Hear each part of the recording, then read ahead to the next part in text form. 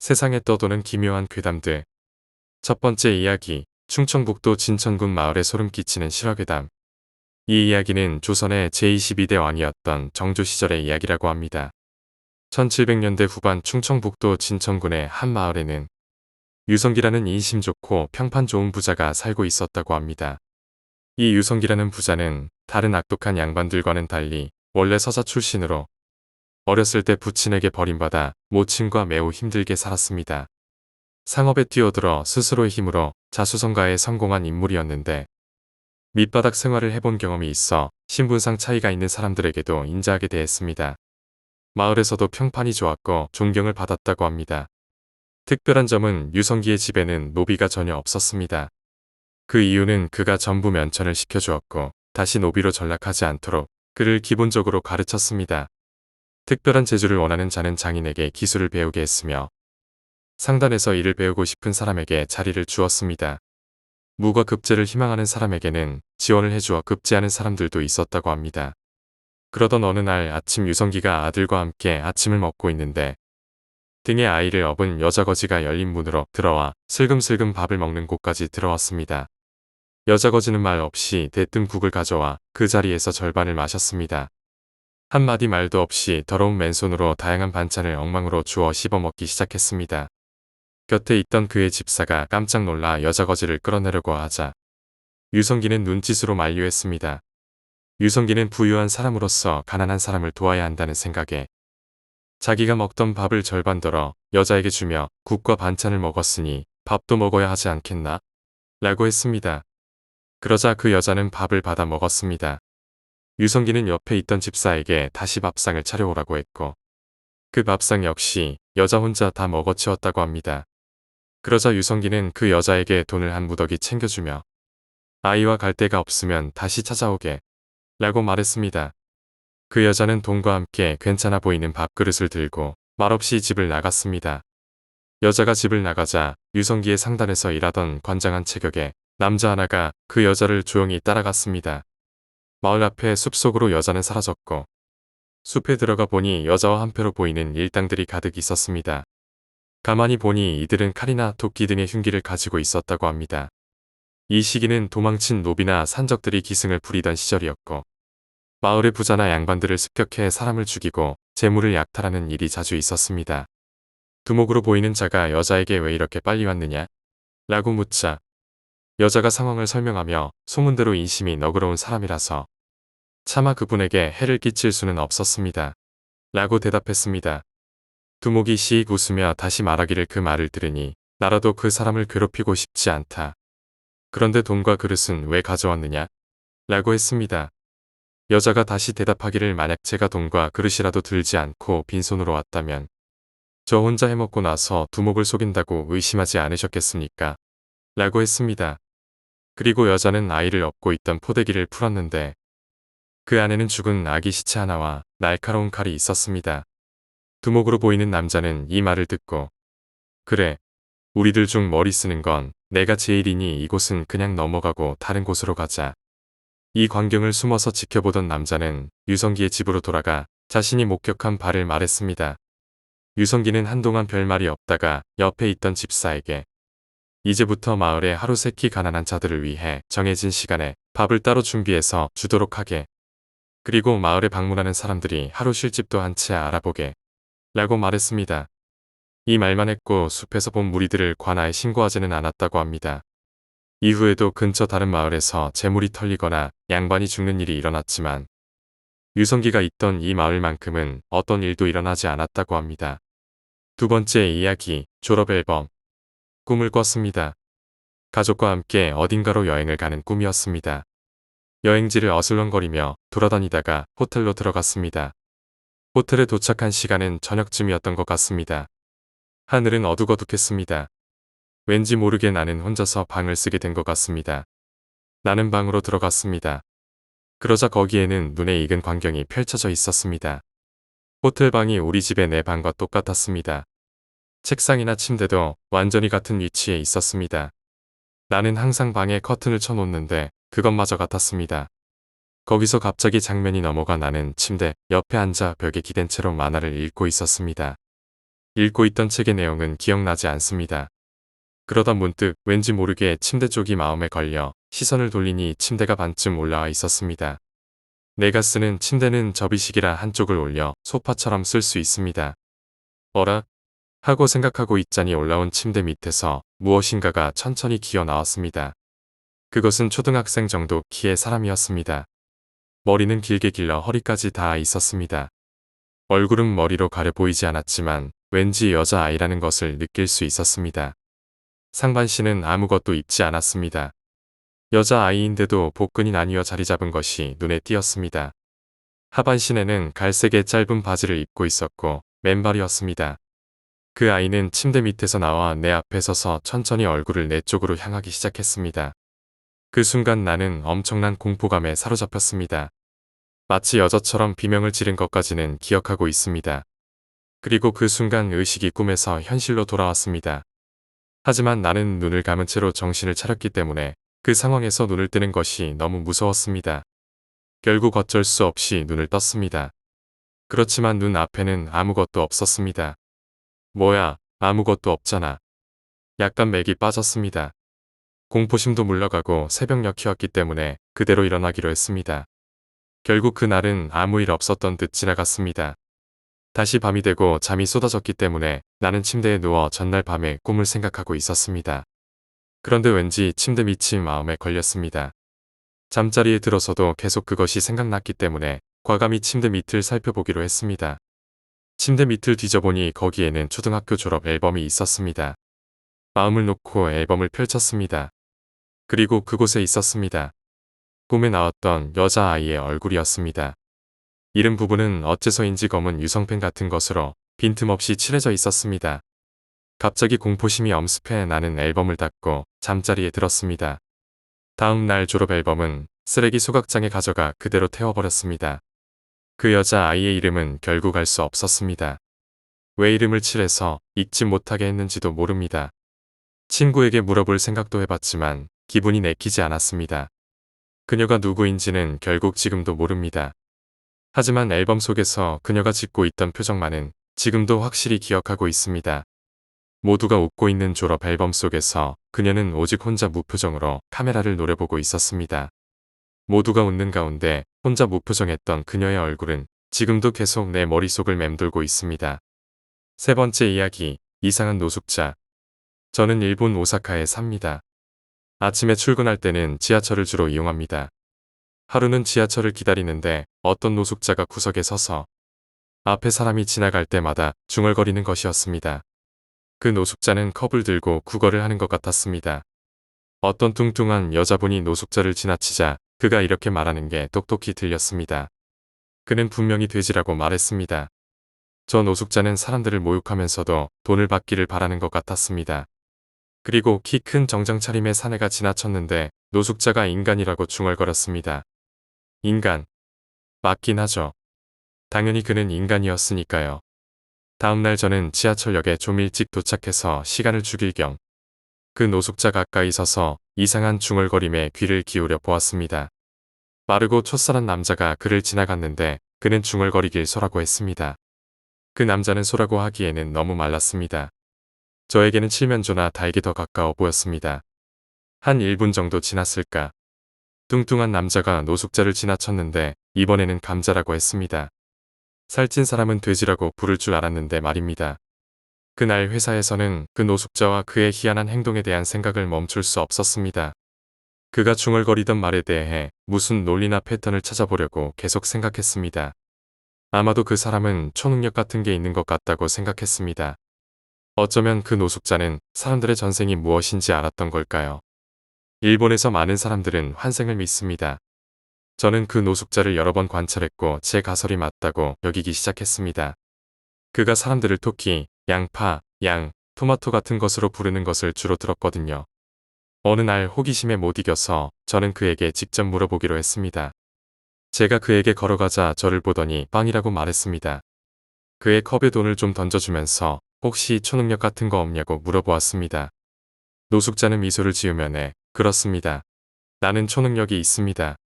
몇 년 전에 생긴 능력인데 형님이 생각할 만한 건 아니고 나는 미래를 본다거나 생각을 읽는다거나 하는 능력은 없습니다. 라고 했습니다. 저는 간절히 물어보았습니다.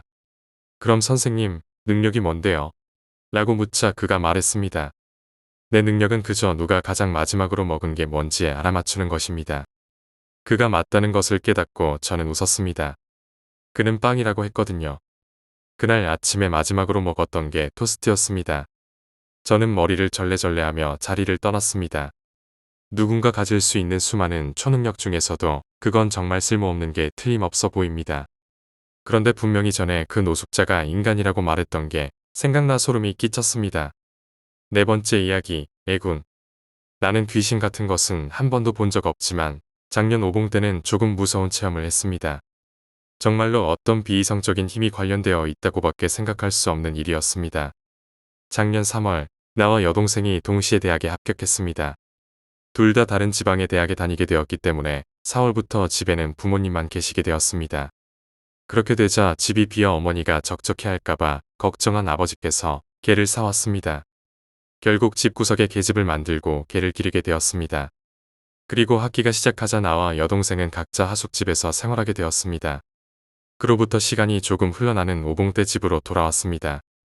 그런데 어머니가 대단히 큰 형태로 깁스를 하고 계셨습니다. 무슨 일 있었어요? 하고 여쭤봤습니다. 그러자 어머니는 교통사고가 나서 쇄골이 부러졌단다. 라고 대답하셨습니다. 길을 건너다 자동차의 옆구리를 부딪혀 날아가 전치 3주의 골절상을 입으셨다는 것입니다. 이것뿐이라면 어디서나 일어날 수 있는 평범한 사고였을 것입니다. 하지만 사고는 여기서 끝나지 않았습니다. 그때는 주변을 잘 보고 다녀야죠. 부주의하니까 사고가 나는 거예요. 라고 웃고 넘어갔지만 설마 나에게도 안 좋은 일이 일어날 것이라고는 생각조차 하지 못했습니다.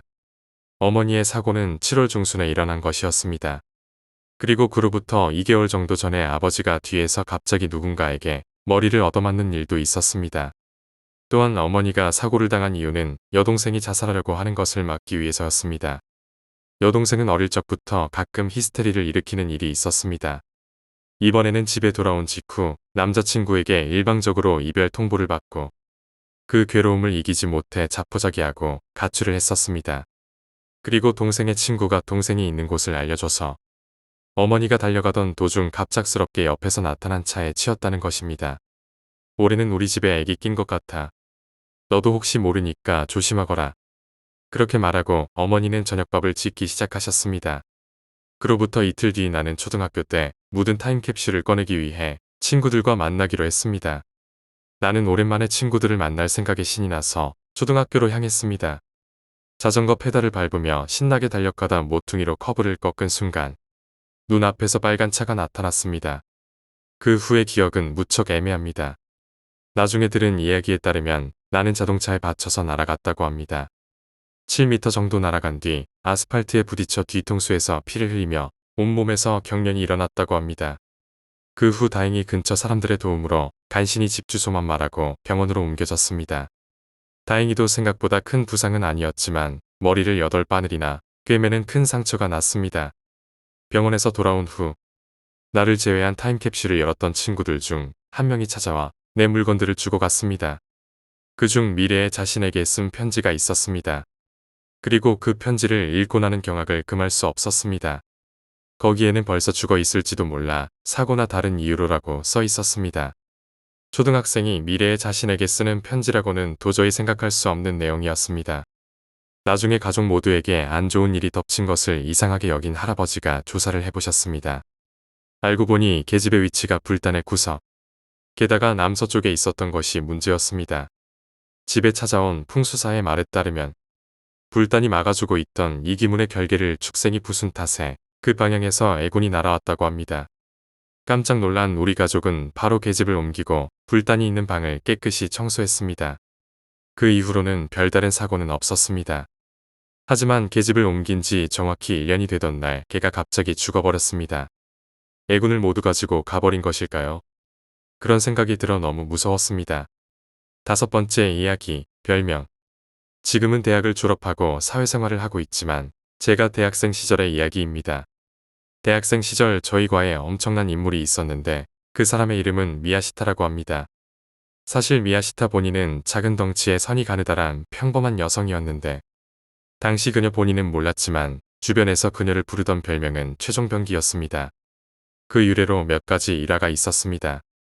첫 번째로 미야시타는 고등학생 시절 편의점 알바를 했었습니다.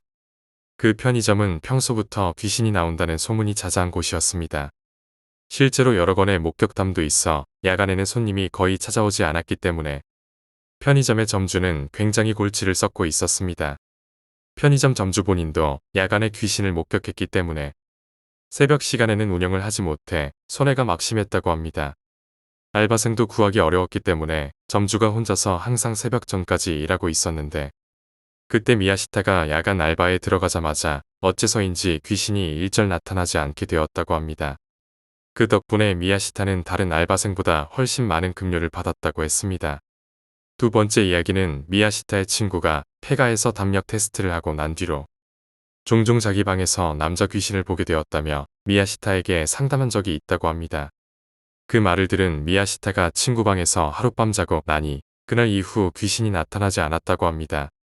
세 번째 이야기는 부동산 회사를 경영하는 숙부의 부탁으로 어느 맨션의 방에서 하룻밤을 보내게 된 미야시타였는데 귀신이 나타난다는 소문이 있어서 좀처럼 나가지 않는 방이었습니다. 미야시타가 하루 자고 난 뒤에는 그런 얘기가 사라지고 평소에 음침했던 분위기 또한 사라졌다고 합니다. 다음 날 숙부가 거금의 사례금을 안겨주며 미야시타가 어제 묵은 그 방은 자살 사고가 있던 방임을 알려주었는데 본인은 특별히 신경 쓰지 않았다고 합니다. 마지막으로 미야시타가 대학 시절 일본 전국 여행을 떠난 적이 있었는데 그중 유명한 절에 방문했다고 합니다. 여행지에서 들른 절의 주지 스님이 미야시타를 보자마자 당신은 용신님의 가호를 받고 있습니다. 라며 크게 절을 했다고 합니다. 미야시타 본인은 평소에도 유명한 점쟁이에게 사주를 보러 간 적이 있었는데 영험하다고 소문이 난 곳일수록 미야시타에게 쩔쩔매며 어려워했다고 합니다. 이 사연들이 오컬트적으로 최종병기라는 별명이 붙게 된 계기였습니다. 하지만 현재 그녀는 그 힘을 이용하지 않은 채 여행사의 직원으로서 지극히 평범한 삶을 살고 있습니다. 여섯 번째 이야기, 이상한 일. 저는 평범한 가장이며 아내와 어린 아이가 있습니다. 얼마 전 새 집으로 이사를 왔는데 이사 온 후 자꾸 이상한 일이 생깁니다. 물건이 없어졌다가 엉뚱한 곳에 나타나거나 벽에 사진 액자가 자꾸 떨어지거나 그런 사소한 트러블이 종종 있습니다. 밤에 잘 때 저는 작은 방에서 혼자 자고 큰 방에서 아이와 아이 엄마가 같이 잡니다.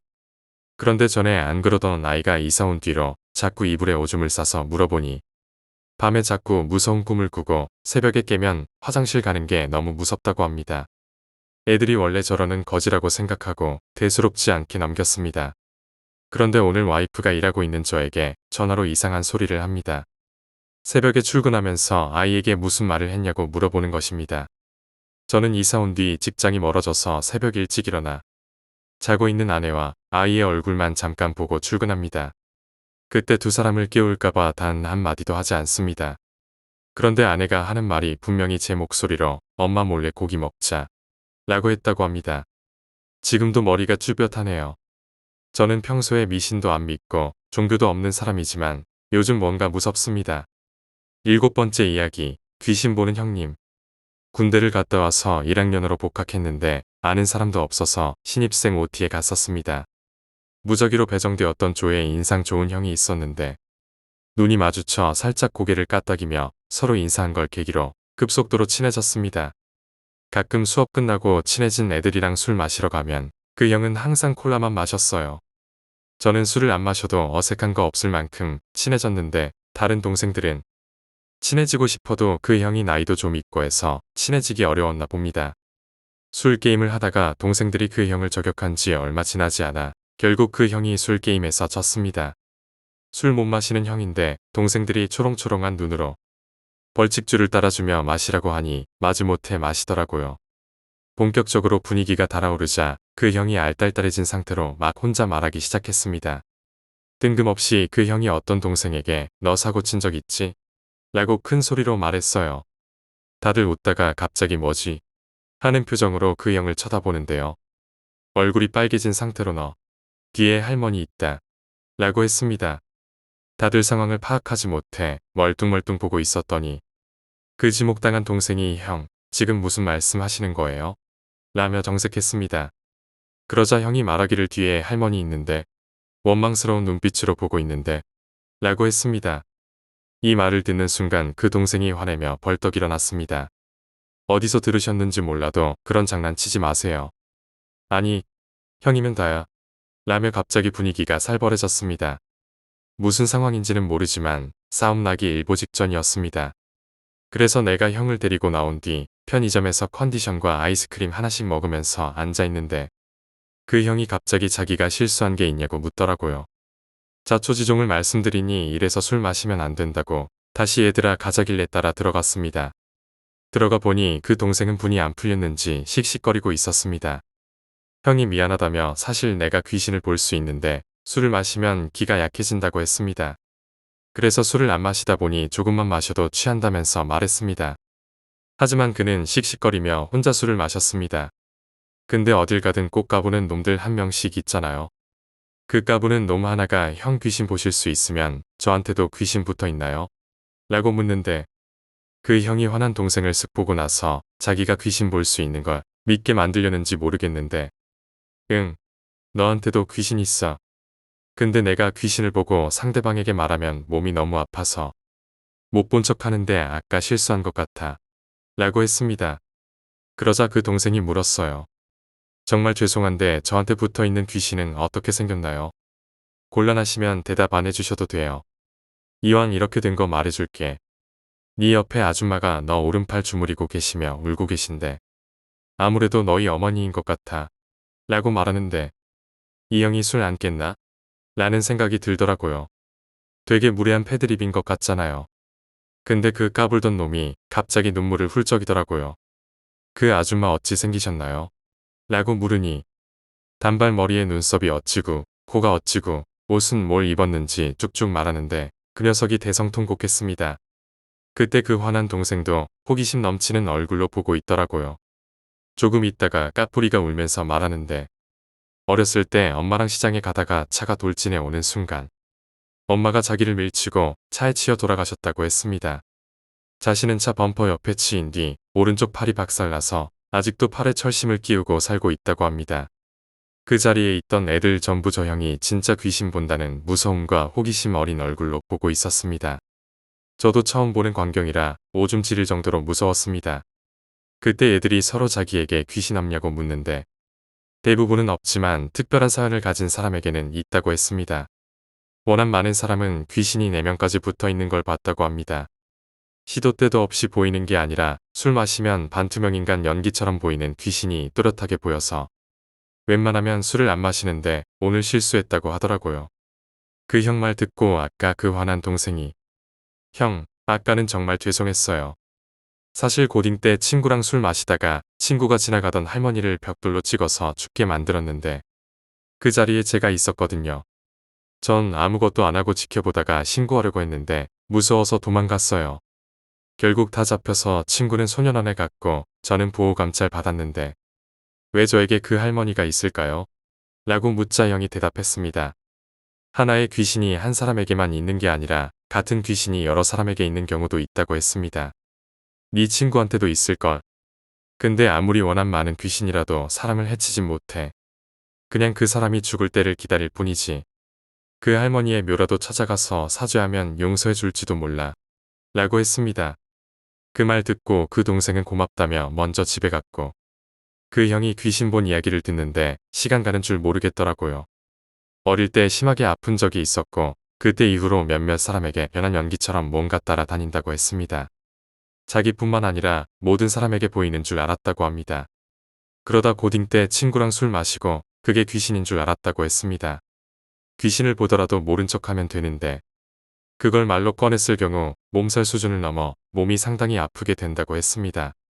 군대 갔다 오니 귀신도 안 무섭고 술 좀 마셔도 될 줄 알았는데 오늘 이런 일을 겪고 나니 아직 조심해야겠다고 하시더라고요. 일주일 정도 지나고 그 화냈던 동생이 그 형한테 어찌어찌 해서 그 할머니 산소에 찾아가 용서를 구했는데 이제 자기에게 귀신 없냐고 물어보더라고요. 형이 웃으면서 잘했다며 이제 귀신 없다고 말하니 기뻐 죽을 것 같다고 했습니다. 형, 진짜죠? 감사합니다. 라고 하며 수업 들으러 갔습니다. 걔 뒤에서 그 형이랑 걷는데 형이 작은 목소리로 나에게 말했습니다. 제 뒤에 아직 할머니 계셔. 근데 말하면 안 될 것 같네. 8번째 이야기, 소문의 폐가.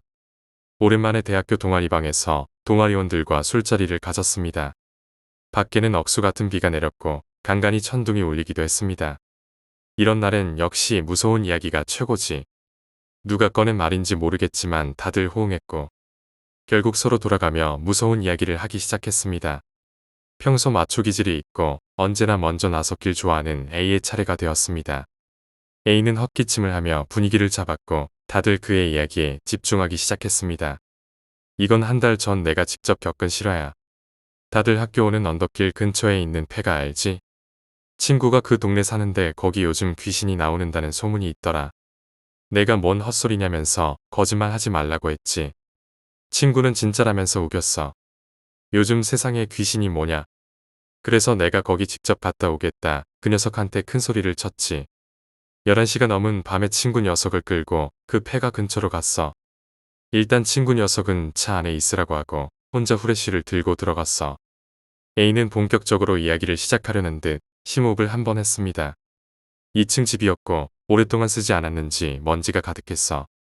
먼저 2층으로 올라가 봐야겠다는 생각에 조심조심 올라갔지. 처음엔 좀 무서웠지만 역시 거긴 아무것도 없었어. 1층으로 내려와 안쪽에 있는 방 쪽으로 걸어갔지. 그런데 거기서 갑자기 이상한 소리가 나는 거야. 진짜 무서웠어. 그래도 혹시나 하는 생각에 가까이 다가갔어. 그리고 문 앞에 섰는데 문 안에서 여자아이의 울음소리가 들리는 거야. 너무 놀라서 바로 뛰쳐나왔지. 곧바로 조수석 문을 열고 자고 있던 친구 녀석을 깨운 뒤에 곧바로 돌아갔어. 그리고 친구에게 이야기했더니 거봐라 역시 뭐 있다니까라고 말했지. 진짜 장난 아니더라. 한 일주일인가? 괜히 무서워서 못 가다가 너무 궁금해서 낮에 찾아갔는데 아무것도 없더라. 모두가 A의 이야기에 숨죽이며 집중했고 이야기가 끝나자 역시 뭐가 있는 거 아니냐며 수근거렸습니다. 그렇게 동아리 회식은 무르익었고 비가 그칠 쯤 모두 집으로 돌아갔습니다. 하지만 끝내 난 A에게 말하지 못한 게 있었습니다.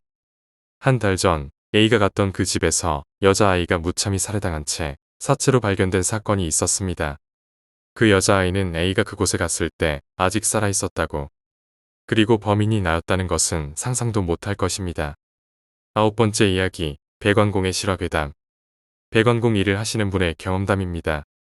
하루는 어느 아파트 안방 화장실 천장에서 물이 샌다는 연락이 와서 갔습니다. 들어가 보니 눈빛이 날카로운 주인 아주머니가 문을 열어주셨습니다. 힘이 하나도 없는 사람처럼 소파에 깊숙이 몸을 묻고 알아서 해달라는 식으로 대하셨습니다. 그래서 이분이 화장실에 들어가서 상태를 보니 천장의 보온재를 다 뜯어내야 했던 상태였습니다. 위쪽 상태를 보기 위해 천장의 환기구 같은 부분에 머리를 넣고 확인하는데 한쪽 구석에 노란색 종이에 뭔가 쌓여있는 게 있었습니다. 그래서 공구로 끌어서 꺼내보니 식칼이었습니다. 오래돼서 녹이스럽고 곰팡이도 껴 있었습니다. 순간 놀랐지만 이 집에 무슨 주술적인 의미의 물건인가 해서 함부로 만진 게 문제가 될까봐 다시 싸매어 넣어놓았습니다. 그리고 아주머니에게 공사가 조금 커질 수 있다고 말하면서 천장에 있는 칼은 무슨 의미인가요? 라고 물어보니 아주머니가 깜짝 놀라면서 무슨 칼이 있냐고 되묻더라고요. 그래서 천장에서 오래된 칼이 잘 싸매어 있었던 걸 보고 말했더니 이 아주머니가 덜덜 떨면서 자기 남편한테 전화를 하셨습니다.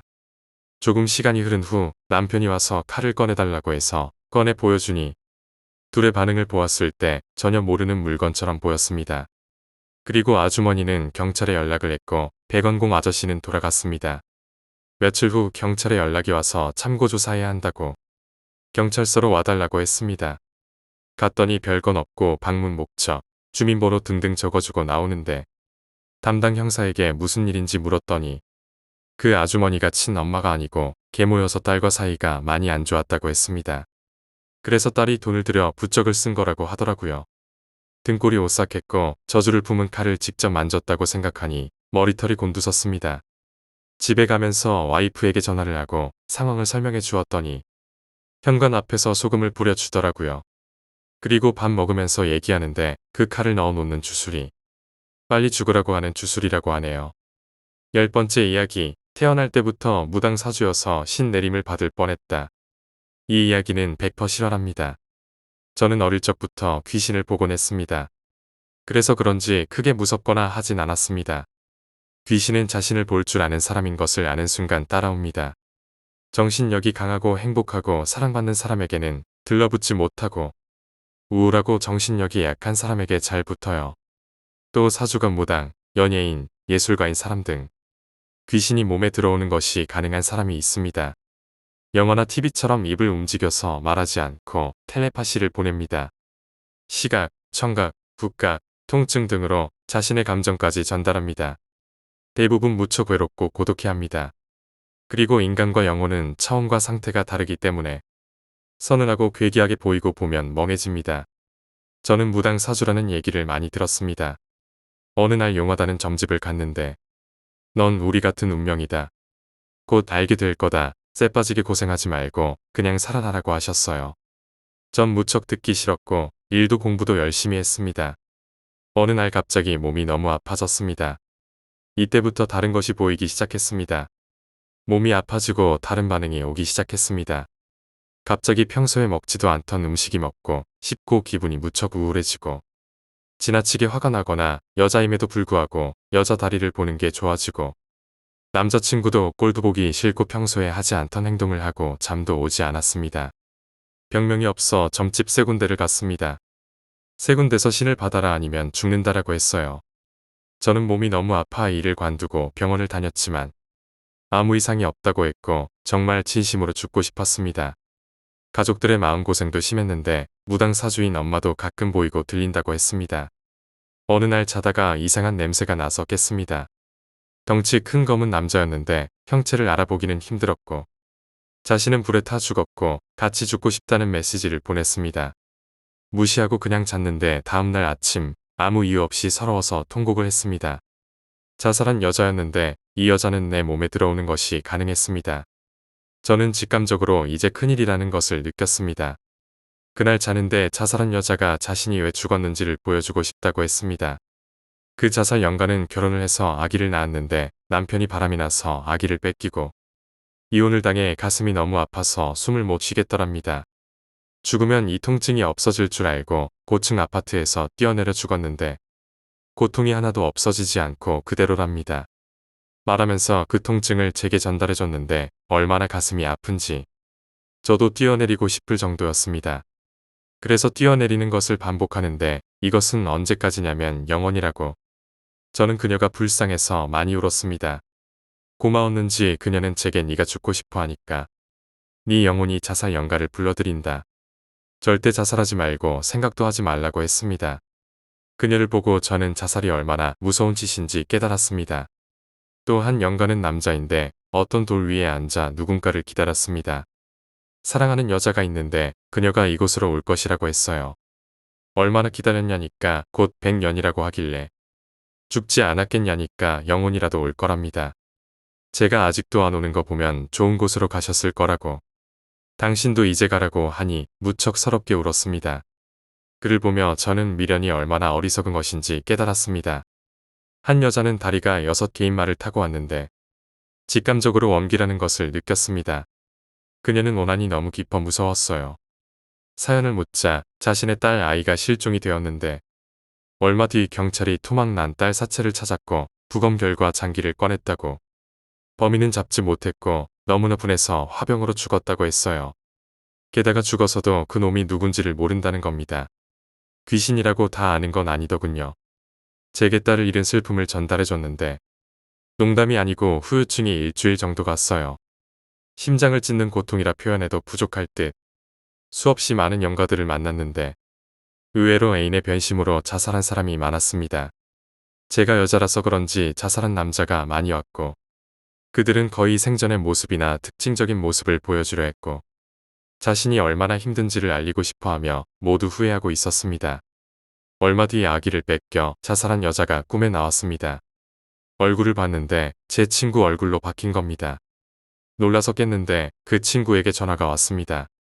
아프다는 것을 알고 있다. 우리 교회 가자 이런 내용이라 거절하려다가 꿈이 생각나 따라갔고 그 교회에서 세례를 받았는데 전도하기 싫어서 더는 나가지 않았습니다. 어느 날 밤 또다시 몸이 망치로 때리는 것처럼 아프고 목이 졸려왔습니다. 죽을 것 같은 고통에 밤에 택시를 타고 무당을 찾아갔습니다. 아무리 발악해도 결국 받아야 될 거야. 그냥 받아라. 그나저나 너 뭐 했냐? 할머니가 안 보인다 뭐 했어? 이러는 겁니다. 순간 교회에서 세례받은 것이 생각났고 혼날까봐 아무 말 없이 나왔습니다. 정말 예수 가는 게 있나? 라는 생각이 들기 시작했어요. 신기하기도 하고 후회되기도 했습니다. 그 뒤 내 몸은 좀 나아졌는데 엄마가 아프기 시작했습니다.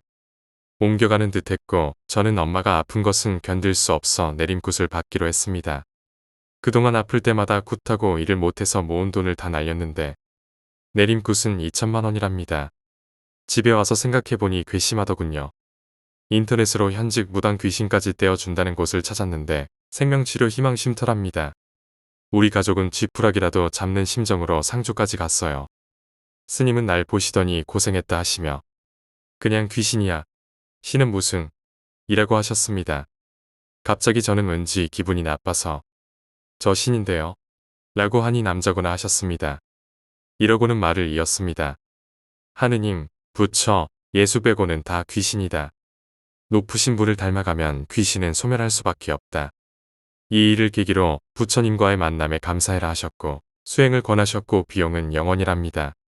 몇백 단위를 부르던 땡중과는 다른 분 같아 보였어요. 전 성당이 편할 것 같다고니까 정말 열심히 해라. 교회에는 예수가 없고 절에는 부처님이 안 계신다. 종교인들이 타락했기 때문에 그런 거지. 라고 하셨고 저는 성당에 다니게 되었고 아픈 몸이 거짓말처럼 나아 정말 열심히 믿게 되었습니다. 그 뒤 다른 종류의 귀신이 보이기 시작했는데 순직군인, 경찰, 독립운동가 등이라고 했어요. 이분들은 좋은 상태에 계신 분이라 숭고하고 감격스럽고 기쁜 느낌을 받았고 좋은 향기가 났습니다.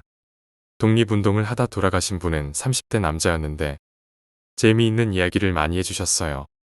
참고로 귀신들이 가장 후회되는 건 아무것도 아닌 걸로 희노애락을 했던 것, 먹고 싶은 것을 실컷 못 먹은 것, 연애를 실컷 못한 것 등이었는데 천국 상태의 영들은 삶과 죽음이 다르지 않다고 하며 이곳과 그곳은 차원이 조금 다를 뿐이라며 후회할 필요가 없다고 했죠. 이렇게 귀신도 여러 종류가 있어요.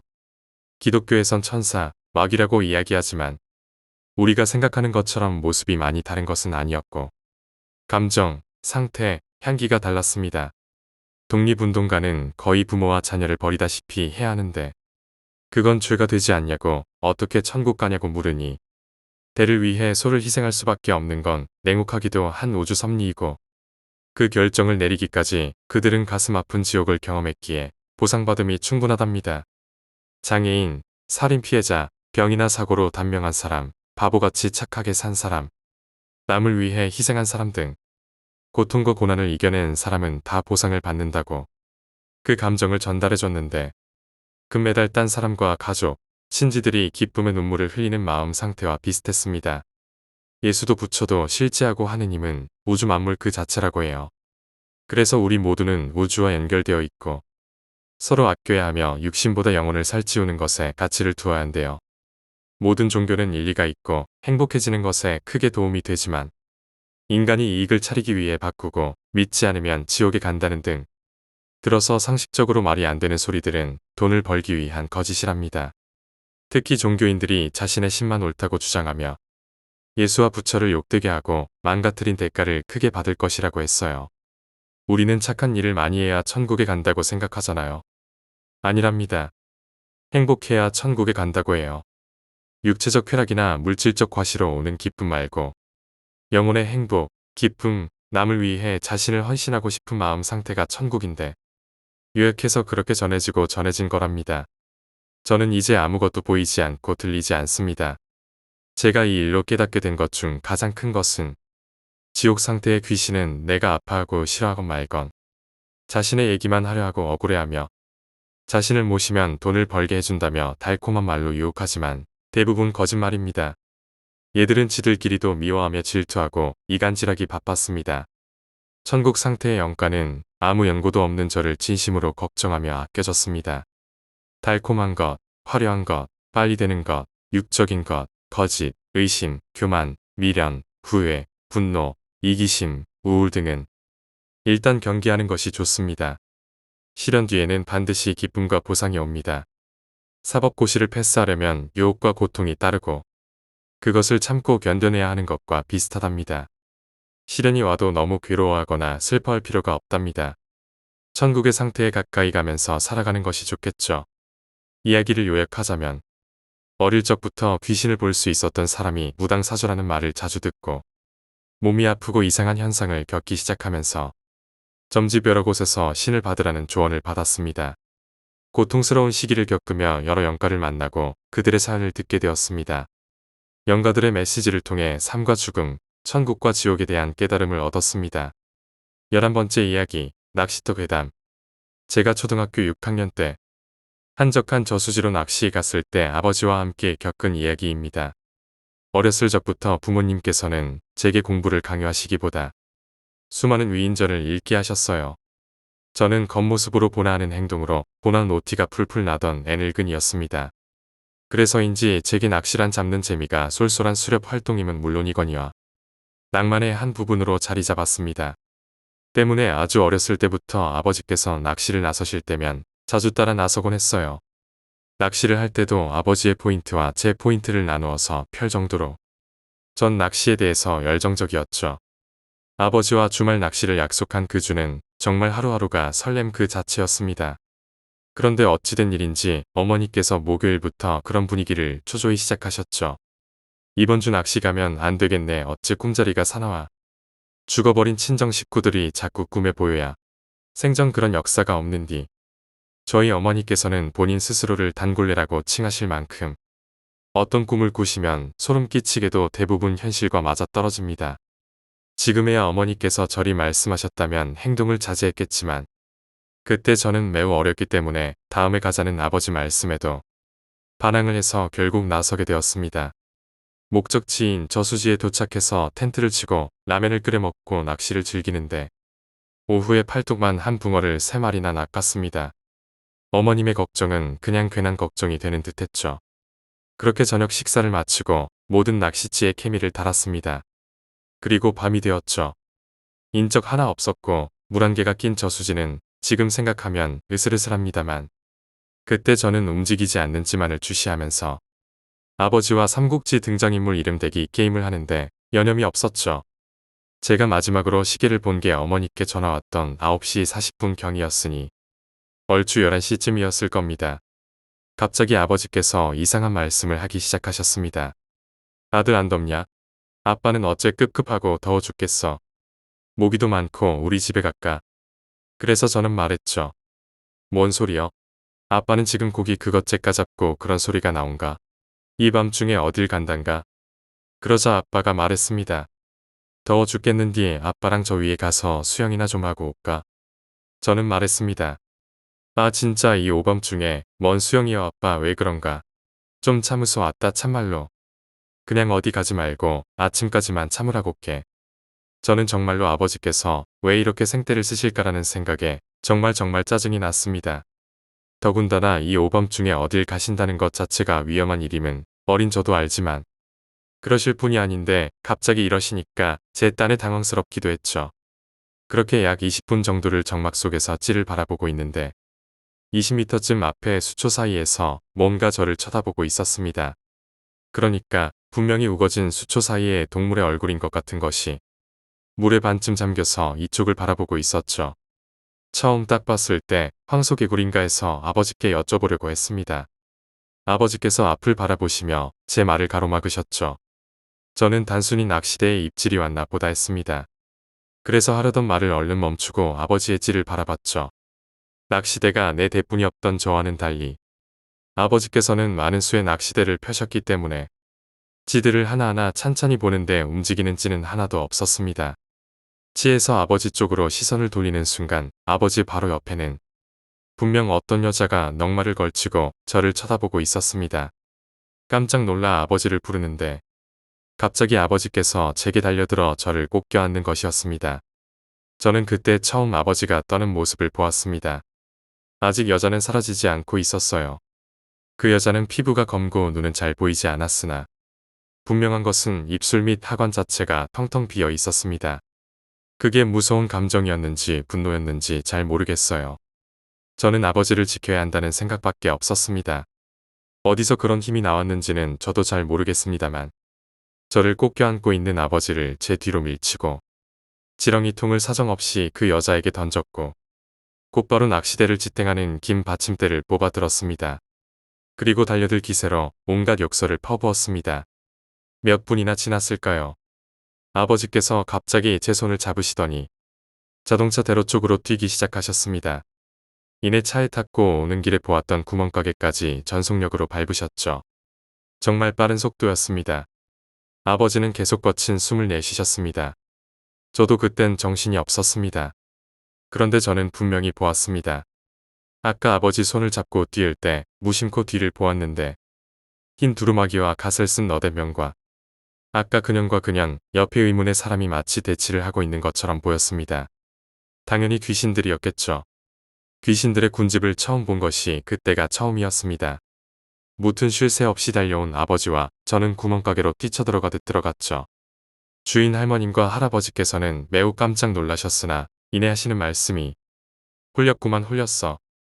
뭔 일인지는 말 안 해도 알겠네. 젊은 양반들이 아주 혼났구먼. 그도 당연한 것이 아버지와 제 꼴은 말 그대로 엉망진창이었고 땀은 범벅에 눈을 시뻘겋게 충혈되어 있었으니 그런 짐작을 하셨을 법도 합니다. 할머니께서 건네주신 델몬트 주스를 한 잔씩 먹고 나니 그제야 좀 살 것 같더군요. 두 네분께서 그러셨습니다. 여기 왔다가 귀신에 홀린 사람이 지금까지 한둘이 아니었답니다. 그래서 한눈에 보고 아셨다고 말씀하셨죠. 아버지와 저는 마땅히 갈 곳이 없었기 때문에 그 구멍가게 주인집 작은 방에서 뜬 눈으로 밤을 지새웠습니다. 아버지도 저도 단 한숨도 못 잤습니다. 이내 동이 트고 할머니께서 아침을 주셨습니다. 그리고 분홍색 보따리에 음식들을 싸주며 어제 그 자리에 고수레를 하라고 하시더군요. 이만한 게 천만 다행이라고. 돌아가서 본 낚시 포인트는 어제 당시와 별반 다를 바 없었습니다. 제가 난동 피운 흔적 말고는 어느 곳 하나 건드리지 않은 것처럼 말끔하더군요. 아버지와 저는 서둘러 짐을 챙겨기를 나섰습니다. 그 전쟁통에도 살림망 속 붕어는 모두 살아있더군요. 그마저도 용왕에게 바친다고 생각하고 놓아주었습니다. 사실 지금까지 이야기 속에 아버지의 시야에서 본 또 다른 이야기가 숨겨져 있습니다. 아버지께서 말씀하시길 아버지께서는 저와 했던 대화를 전혀 하신 적이 없고 삼국지 게임을 하다가 깜빡 졸았는데 어떤 여자가 꿈에 나타나서 죽이겠다. 네 자식도 너도 다 죽일 거야. 라고 소리쳤답니다. 깜짝 놀라 깨보니 제가 아버지를 보고 소리치고 있었고 제 뒤에 어떤 검은 옷을 입은 파리한 여자가 둔기 같은 걸 들고 내리치려 하고 있었다는 겁니다. 그래서 아버지께서 저를 껴안으셨고 제가 아버지를 밀쳐내자 아버지께서 그 여자를 막아서시며 그 귀신에게 계속 그러셨답니다. 그때 몸이 굳은 것처럼 안 움직이셨대요. 내 새끼는 살려주시오. 그러다가 갑자기 몸이 풀렸고 그 즉시 아버지는 저를 잡고 뛰기 시작하셨던 겁니다. 그 이후 아버지께서는 단 한 번도 저와 함께 낚시를 가지 않으셨습니다. 물론 저도 가려고 하지 않았죠.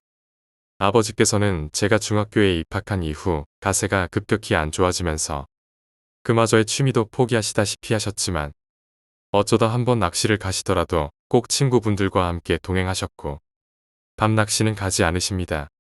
저는 성인이 되고 친구들과 가끔 낚시를 즐기곤 합니다만 집에 간다고 절대 이야기하지 않습니다.